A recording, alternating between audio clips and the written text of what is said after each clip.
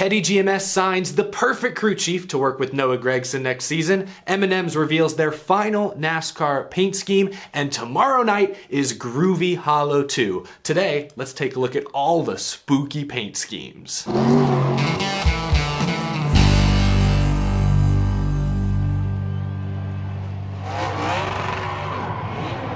How's it going, y'all? My name is Eric. Welcome to a special episode of Out of the Groove. We do have some important NASCAR news to cover, but I also want to preview tomorrow night's charity iRacing event, Groovy Hollow 2. The race will be streamed right here tomorrow night on my YouTube channel beginning at 7:30 p.m. Eastern Time. The goal of the event is to raise money for Extra Life, part of the Children's Miracle Network, and we have some fun giveaways and other incentives planned for those of you who donate. Head to Groovy Hollow Raceway right now to see all the latest information, where to donate, how to donate, and you can also vote for your favorite paint scheme that will be competing tomorrow night. Many of y'all have asked about who's racing. This was an invite-only event. We've got some pretty big names, including Anthony Alfredo, David Shieldhouse, Brennan Poole, Bailey Curry, Darian Gilliam, aka Black Flags Matter on YouTube. We've also got Presley Sora, the defending Monday Night Racing champ, and a whole lot more, but you'll have to tune in tomorrow night to see who.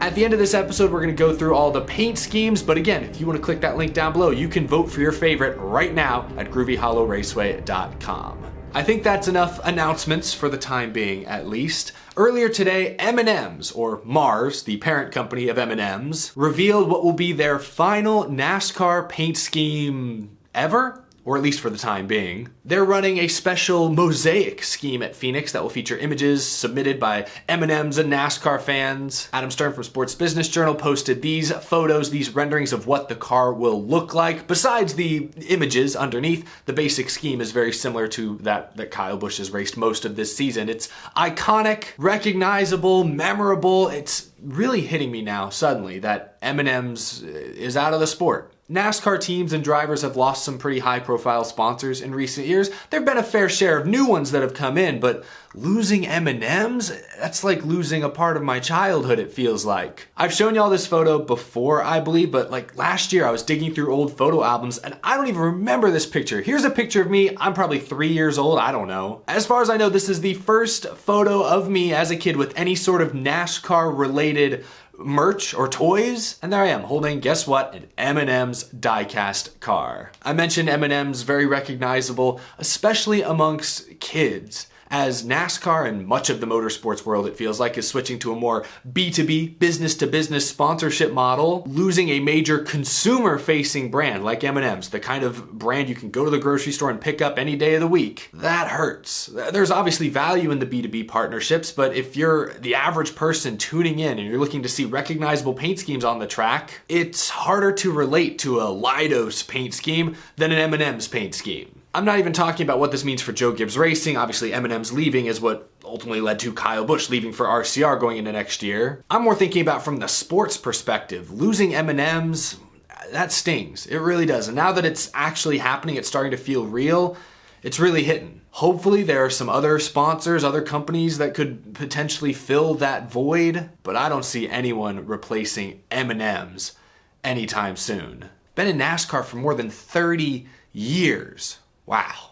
I didn't mean to drag the mood down. Let's talk about something a little more positive, especially if you're a Noah Gragson fan. So Noah Gragson is finally graduating from the Xfinity Series next season. He will drive the 42 for Petty GMS in the Cup Series full-time. Today, Petty GMS made a major move announcing that they've signed crew chief Luke Lambert to work with Noah Gragson next season. Gragson fans will be very familiar with that name. Luke Lambert is Noah Gragson's current crew chief in the Xfinity Series with Junior Motorsports. And together, the two have won 8 races this year. They're one of, if not the championship favorites in that series this season. They have been very successful this season, working together for the first time. Now that relationship will continue on into the Cup Series for a different team, Petty GMS. I think this is a huge win for Petty GMS. There are still some questions. Luke Lambert's been a Cup Series crew chief before. Most recently, heck, last year, he worked with Chris Buescher and then Ryan Newman at the end of the season. Lambert has Cup experience, but he doesn't have next-gen experience. Think about it. Every other crew chief in the Cup Series right now has a full year of next-gen notes that Luke Lambert doesn't really have. I'm sure he'll have access to the 43 team's notebook, but Lambert does not have personal experience competing in the Cup Series during the next-gen era. So there's reasons to be maybe skeptical, a little concerned, but I'm excited because Noah Gragson in the Xfinity Series before Luke Lambert got there was decent, was pretty good, but he'd only won 5 races total across like 3 full-time Xfinity seasons. 5 races total. This year, year 1 with Luke Lambert, he's already won 8. Wow. We have seen a different Noah Gragson this season. I think he deserves a ton of credit, but I think Luke Lambert coming in deserves some as well. Keeping that pairing together going into the Cup Series next year. When Petty GMS first announced, hey, we're signing Noah Gragson to drive the 42, I thought, he'll probably be an upgrade over Ty Dillon, but he's probably going to need a couple of years to really get his feet under him, to get his bearings. There's raw talent there, but there's also a lot of raw emotion that's very unrefined. I think the entire Noah Gragson experience can be defined as unrefined. So they're going to have to be patient. I know during their press conference earlier this summer, Mike Beam was talking about like, we need to win now. And I wasn't sure signing Noah Gragson necessarily gives them the best chance to win now. Pairing him up with his existing crew chief Luke Lambert, though, does give them a better shot. So that's why I'm very optimistic now about that team next season. I think this is a big signing. Noah Gragson is still a work in progress. In 17 Cup starts this year, he has 1 top 10, and it was actually with Beard Motorsports of all teams at Daytona. I know he's been part-time, which is always tough. He's also been filling in recently for Alex Bowman. That's not his usual team, his usual group. I understand that there are distractions. Gragson may even admit himself he's not going 100% in the Cup car these days out of fear of wrecking out and being injured and not being able to compete for an Xfinity championship. So I understand there are a lot of factors. Luke Lambert is a good signing, has me a little more confident in Gragson next year, but I do still believe he will be a work in progress. Petty GMS is going to be an interesting team to follow next year. Eric Jones said it himself on Dale Jr.'s podcast last week. He and Noah Gragson could not be any more different personality-wise. Now they're going to be teammates next year. For a young team, GMS, they're in their first year in the Cup Series. Jones, he's been around 5-6 years now, still a young guy. Gragson will be a rookie, presumably, depending on how they view his status. Young team, new team, clashing personalities.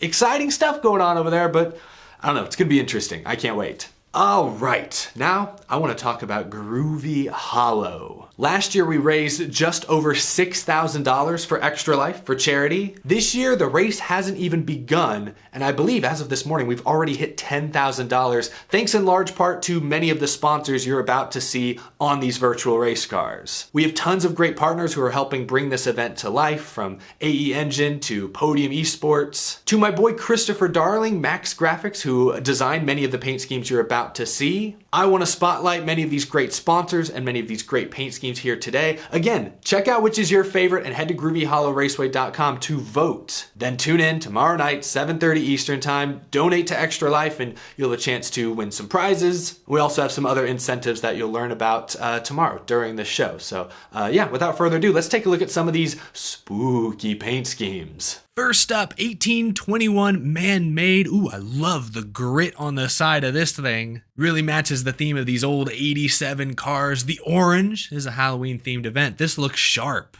Across the board, I love the wood paneling both on the side and on the hood of this race car. Then you got the classic NASCAR red, yellow, and blue bars, slashes. I don't know what they call them, but this looks really, really clean. I love this. AE Engine helping put this event on. I love the lightning bolts on the back there. The 57, something about that just seems a little eerie. It seems kind of spooky to me. I love the colors and I love the electricity. All South Electrical, probably seen them on Jeremy Clement's car in the Xfinity Series this year. This is also an electric scheme. I did not mean to do these back to back. That is totally a coincidence. I love a pretty blue. This fits the bill. This looks great. Auto Park It on the 25. This will be driven by Lawless Allen, Real World NASCAR Truck Series driver. Looks great. I love yellow door numbers. I always have, even going back to like Jeff Gordon, Jimmy Johnson. Yellow door numbers. I'm a fan. And that is kind of a Hendrick style 25 font. Coincidence? I think not. Auto Repair VIN stickers. Ooh, I like purple. I love the purple door number in front of like the full moon. Really embracing the spooky, groovy hollow Halloween spirit. This is nice. Kind of reminds me of Frankenstein's monster or Gravedigger, or I guess purple and green, the Incredible Hulk. It's not as Halloween themed, kind of. I don't know. It works. Brand South Africa, beautiful race car right here. We've seen them on JD Motorsports as a contingency sponsor over the course of this season. Great to have them involved, and this is a very nice looking scheme reminiscent of the South African flag. Bring It On Cleaner number 1. Look at the creative door number design. I like this quite a bit. This actually looks like a scheme that would have run back in the 1980s. And the orange window net. I didn't know you could even do that. That looks really, really cool. It ties the whole thing together. Jump and carry on the number 11 car. Look at the swooping red and white decal going over the across the side up onto the C post and B post as well. Looks very good on that old Chevy. Super clean. I like it. Don Pablo Coffee. Oh my gosh, I love the coffee beans all over the front nose. Looks like this car is raced in dirt or just raced through a used coffee filter. This looks awesome. I love the commitment. Yeah, when I see this, these colors, that design on the front, I think coffee. So well done. Forney, yes, bringing the green machine onto the racetrack. Nice looking Ford Thunderbird right here. I love the design on the side, and that white 62 and the white Forney logo really stand out nicely. So this is a good one. This looks like a very modern paint scheme, which still works on these old 87 style bodies. Fort Worth Screen Printing, gotten to work with them some this year. I love this paint scheme. I like the kind of reddish maroon almost and yellow. I think those colors work really, really well together. It looks like someone took a paintbrush and just swooped right across the door, even got onto the roof and the ABNC posts. This looks really great, and I think the Fort Worth logo will pop on that white, clean hood. Garage Oil Spirits. Oh, look at the hood design on this thing. I love the gradient, love the different colors, and the wings going across the front nose over behind the front tires. This car quite literally looks like it could fly. Hopefully it's flying out on the racetrack tomorrow night. This looks really, really sharp. I like it. Habana Brisa, giving me some Miami Beach party vibes here. Got the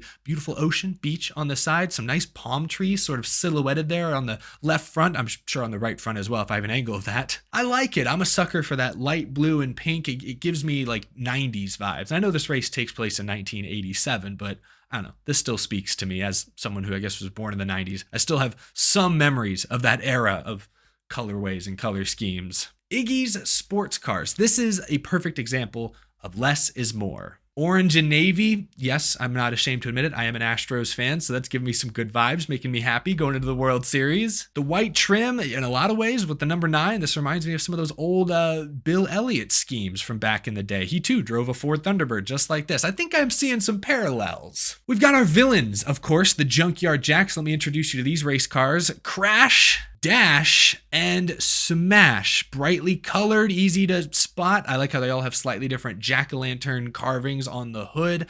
Should be easy to notice on the racetrack. They are the villains. Can anyone defeat the Junkyard Jacks tomorrow night?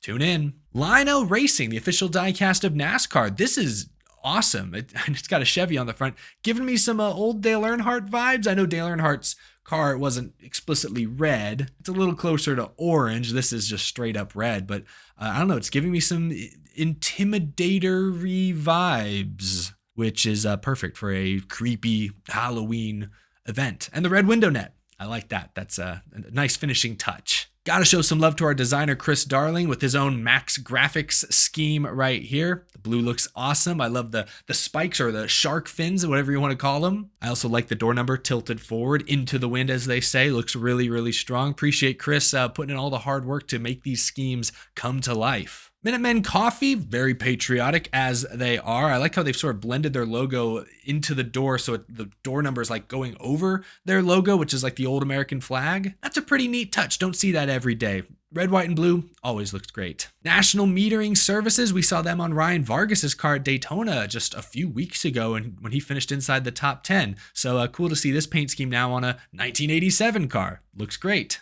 Nature's Garden. Wow, look at this. I love all the leaves and like grass on the side. I wasn't sure at first, but I actually like the grayish white sort of trim on the bottom, kind of going around the entire car, even along the, I guess, along what you'd call the side skirt. This one caught me by surprise. I hadn't seen it until now, and it looks really nice. I think this will be easy to spot tomorrow in a pack at Daytona. Performance Distributors. Ooh, that goldish yellow number 8. I love black and gold, black and yellow. This looks really, really good. I think the door number is going to pop. What does it say underneath? Hound Dog Racing. Ooh, all right. They got a little bit of branding going on over here.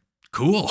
Thad Moffitt will drive the famous Petty's Garage, number 43, complete with the Petty swoosh. We're bringing it all the way back here to 1987. I mean, there's nothing bad to say about this car. Petty blue looks good no matter the car, the era, real, virtual, doesn't matter. This looks great. Pristine Auction is in this race. I like the black, or maybe it's dark gray on the side. I love the deep red, of course, but contrasting it with bright white and dark black, I think really, really works on this car. So big fan of this one. Ooh, look at the red trim following from the front bumper all the way up the B post. Interesting how like the driver's side window is white, but the C post, sort of the back seat window, if you will, is outlined in blue. This car is really like cut itself in half, but in a unique way. Not like right down the middle, sort of like top and bottom almost. You don't see that all the time, but I really like what they're doing here. Of course, wouldn't be a throwback race without something reminiscent of Dale Earnhardt himself. The old Wrangler colors here on the Thread Wizard number 3. I mean, it looks great. We've seen this before. What's not to love? A couple more. Victory Consultants. Man, they really bought into the Halloween theme. This looks great. This is a contender for my favorite paint scheme, I think, of all the bunch we've seen so far. All the jack-o'-lanterns on the bottom. Whew. Love some good details like that. WeatherTech. Whoa. WeatherTech with the yellow, black, and red. Surprising color combination, but I think it really works. I think that WeatherTech logo will be really legible on the track, and I think this car, being that yellow base, is going to be very visible in the pack at Daytona. So I'm a fan of this as well. Surprising color combo, but a welcome one. And lastly, year one muscle car parks. Let's end on a high note. Green and red, a little bit of yellow in there as well. I love that they've got a discount code there on the door. Really nice looking race car. I think that's going to do it. There you go. That's all. We looked at like over 30 paint schemes here. Appreciate y'all watching along. All right. That was a ton of fun. I really appreciate you guys checking that out. I hope you're excited for Groovy Hollow 2, the second annual charity iRacing event tomorrow night right here on this channel. Thank you for watching. If you're new to the channel, hit that subscribe button. As always, a big thank you to my Patreon supporters as well. I will see you all again tomorrow. Something big is coming. And I'm not talking about Groovy Hollow. I'm talking about something completely different. Something huge is dropping tomorrow afternoon. Tell your friends, tell your family, tell your pets. Something huge is happening on this channel tomorrow afternoon. That's all I'm gonna say. I'm gonna leave it at that. Thanks for watching, y'all.